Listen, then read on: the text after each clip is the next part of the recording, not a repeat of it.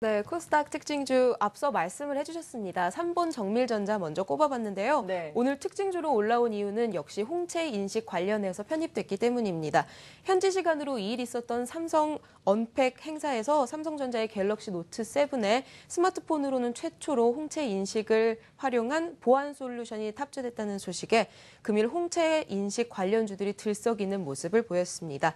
삼성전자의 협력업체 파워로직스 역시 2014년 홍채 인식 카메라 모듈을 개발하면서 관련주로 분류가 됐습니다. 이 삼본 정밀전자는 2010년부터 홍채 인식 알고리즘을 개발하는 미국 아이리테크와 제휴를 맺으면서 휴대용 홍채 인식기를 개발을 했습니다. 네. 스마트폰을 포함한 차세대 IT 기기에서 가장 중요한 부분이 아무래도 보안입니다. 그중에서 홍채 인식이 생체 인식 중에 가장 우수하다고 평가를 받으면서 좋은 평가가 더 나올 것으로 기대가 되는데요. 갤럭시 노트 7을 시작으로 앞으로 사용자의 편리성과 또 보안 측면을 강조한 홍채 인식 기술이 다양한 디바이스에 폭넓게 작용하지 않을까, 그런 기대감에 관련 기술을 보유하고 또 개발 중인 업체들의 주가가 상승하는 모습이었습니다. 유진테크가 2분기 실적 호조로 상승을 나타냈습니다. 반도체 장비 업체인 유진테크는요, 상반기 실적만으로도 지난해 전체 실적을 뛰어넘을 만큼 큰 실적을 나타냈는데요. 네. 3, 4분기에도 이 성장세를 이어갈 것으로 전망이 되면서 지속적으로 주가가 상승하는 모습입니다. 강세의 이유는 아무래도 주요 고객사인 SK하이닉스와 또 삼성전자가 D램 미세 공정과 3D 랜드 투자 수요가 증가한 것과 더불어서 반도체 증착 장비 수주의 호조에 힘을 입은 모습입니다. 네. 또한 SK하이닉스의 3세대 3D 낸드 투자가 개시가 되고, 또 최근 삼성전자가 하반기 3D 낸드와 OLED에 17조 원이 넘는 설비 증설 투자를 하겠다고 하면서 하반기 실적도 양호할 것으로 기대가 됩니다. 금일 보안주들 같은 경우에는 국가정보원이 북한의 사이버 공격에 대응하기 위해서 가칭입니다만 국가사이버안보법 제정을 추진하고 있다는 소식에 파수닷컴, C큐브, 라온시큐어 등 관련주들이 소폭 상승을 했습니다. 보안 관련주들은 약 일주일 전에 인터파크에서 대량 해킹 사건이 있을 때도 많은 관심을 받았습니다. 아무래도 이 역시 개인정보 유출에 대한 우려가 높아지면서 이를 차단하는 기업들의 상대적으로 관심이 쏠리는 것으로 보입니다. 보안 업종들 중에 파수닷컴은 중요 데이터를 담은 파일 자체를 암호화해서 허용된 권한 내에서만 사용하도록 하는 그런 기술을 보유한 업체입니다. 네. 보안 관련주들은 관련 이슈가 있을 때마다 상승하는 특징이 있고 또 등락이 조금 심한 편입니다. 그렇기 때문에 조금 유의해서 접근하시기 또한 말씀드리고 싶습니다. 네. JCN 시스템 역시 드론 관련 기사가 나오면서 좋은 흐름을 보여줬습니다. 국토교통부와 해양수산부의 국가물류 기본 계획안에 따르면 드론을 활용한 택배의 조기 상용화를 추진할 예정이라고 하는데요. 현재 시범 사업 중입니다만 드론 배송을 내년까지 실시하고 또 그 결과를 반영해서 도서 지역 등에도 이 드론으로 택배를 배달하는 상용화를 추진한다고 밝혔습니다. JCN은 세계 상업용 드론 시장을 70% 점유하고 있는 글로벌 드론 업체 DJI의 공식 파트너로서 지난 7월에는 국내에 1호점을 오픈하기도 했습니다. 지난 브렉시트 때에는 비트코인 관련으로 관심을 받으면서 주가의 움직임이 큰 폭으로 나타나기도 했는데요. 이제는 비트코인이 아닌 드론으로 돌아온 모습입니다.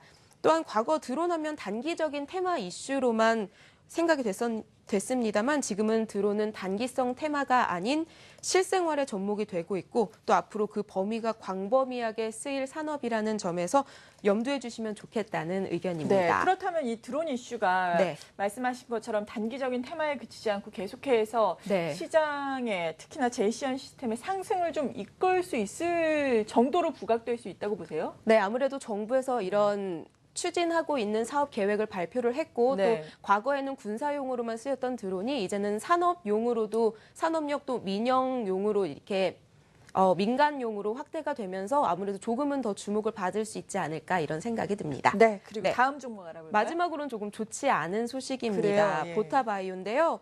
오늘 아마 뉴스를 보셨을 것 같은데 네, 탈이 참 많죠. 네, 검찰이 전일 회사 주가를 조작한 혐의로 이 회사의 전 이사를 최근 구속했다고 밝혔습니다. 그 기사가 나오면서 주가가 급락하는 모습을 보여줬는데요. 네. 2014년 10월부터 올해 4월까지 주가를 부풀리면서 또 사실이 아닌 호재성 정보로 주가를 부풀리면서 유상증자로 받은 주식을 매각하면서 40억 상당의 시세 차익을 얻은 혐의를 받고 있습니다. 오늘 이 같은 주가 조작 혐의가 제기되면서 보타바이오가 전일 대비해서 정말 큰 폭으로 하락을 했습니다.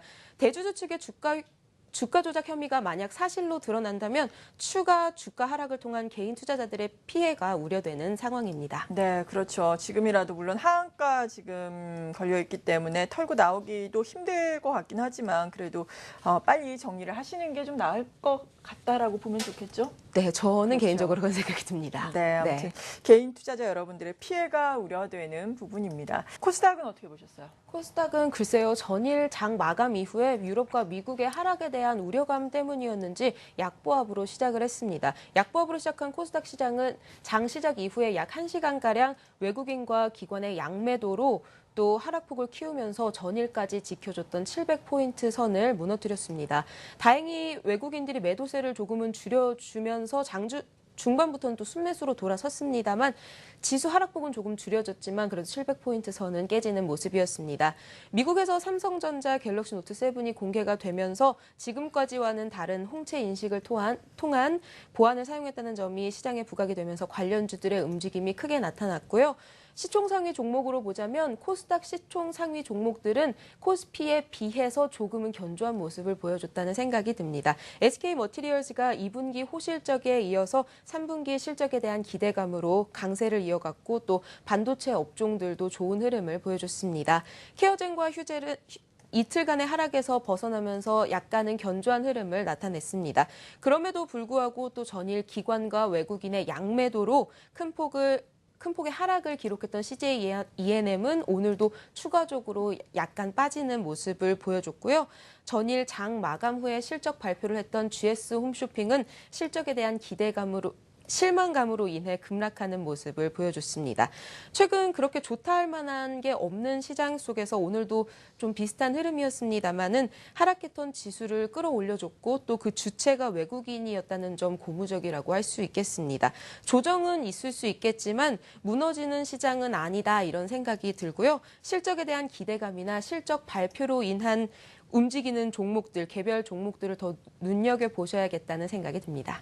키워드 700포인트 외줄타기라고 해주셨는데 물론 외줄에서 좀 떨어졌습니다. 700선을 하회는 하기는 했지만 그래도 뭐 추세가 아주 하락세로 꺾였다라고 할 수는 없겠죠. 내일 또 700선에 올라설 수도 있으니까요.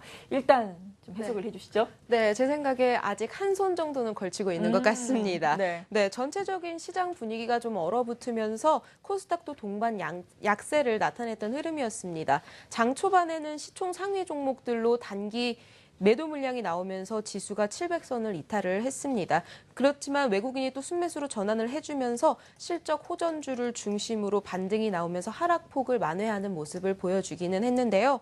코스닥 지수는 지난 7월 13일에 외국인의 순매수에 힘을 입어서 700포인트에 안착을 했습니다. 하지만 그 이후로 지수를 추가적으로 끌어올릴 만한 수급의 주체와 업종이 없어서 지루한 박스권 흐름을 이어가고 있는 모습입니다. 외국인이 700선을 지키고자 하는 의지는 강한 것으로 보입니다만 그 이상으로 올라가기에 조금 부담스러운 상황이 아닌가 이런 생각이 드는데요. 최근 기업들의 호실적 발표가 이어지고는 있지만 아직까지 남아있는 불확실성을 좀 확인하고 가자 그런 심리가 반영이 되면서 제한된 흐름이 이어지고 있다는 생각이 듭니다. 코스피 시장을 비롯해서 미국 증시가 상단에서 제한된 상황에서 코스닥 지수만 홀로 강하게 올라가기에는 다소 무리가 있고 또 작은 움직임에도 강하게 민감하게 반응하는 코스닥이기 때문에 전체적인 분위기와 함께 수급과 실적이라는 강한 모멘텀이 필요할 것 같습니다. 업종 전체적으로 보면 인터넷, 전기전자 그리고 반도체 업종이 소폭 강세를 보였는데요. 8월 11일 실적 발표를 앞둔 카카오는 외국인이 오랜만에 순매수를 하면서 반등에 성공을 했습니다. 여기에 반도체 OLED 장비 관련 종목인 AP 시스템이나 비아트론, 주성 엔지니어링 등이 수주 확대로 인한 2분기 실적에 대한 기대감에 견조한 흐름이 이어졌던 시장이었습니다. 저는 한솔 테크닉스입니다. 거래소에서 가져오셨나요? 네, 새롭게 주력 사업을 재편하면서 실적 개선세가 이어지고 있는 한솔 테크닉스인데요. 네. 그동안 중국 저가 LED 공세의 실적 부진을 면치 못하고 있었습니다. 하지만 차세대 주력 사업으로 지난해부터 스마트폰 관련 신규 사업을 진행을 하면서 실적이 큰 폭으로 늘어나고 있습니다. 베트남에서는 스마트폰 완제품 조립 사업을 하고 있고요. 국내에서는 무선 충전 모듈과 스마트폰 액세서리 사업을 진행하고 있습니다. 관련 비중도 지난해는 전체 매출의 19%를 차지했는데 올해는 2배인 38%까지 늘어나면서 한솔테크닉스의 성장 동력으로 작용을 하고 있습니다. 영업이익 역시 올해는 지난해에 비해서 106%가량 증가하면서 기대감이 높아지고 있는데요. 그동안 주가의 발목을 잡아왔던 LED 부분의 적자에서 벗어나고 본격적인 성장 궤도에 진입할 수 있는 그런 가능성이 높아서 앞으로 주목해볼 만한 업종이다 이런 생각이 듭니다. 네, 그렇다면 접근 전략은 어떻게 주시겠어요? 네, 저는 아무래도 이 회사가 저가폰인 갤럭시 J의 판매가 돌풍을 일으켰습니다. 하지만 이 실적이 주가에 다 반영이 되지 않았다는 생각이 드는데요. 네. 높은 실적이 아직 주가에 강하게 반영이 되지 않았기 때문에 지금도 접근해보기에 좋지 않을까 이런 생각이 듭니다. 네, 거래소에서도 한솔테크닉스 가지고 오셨습니다.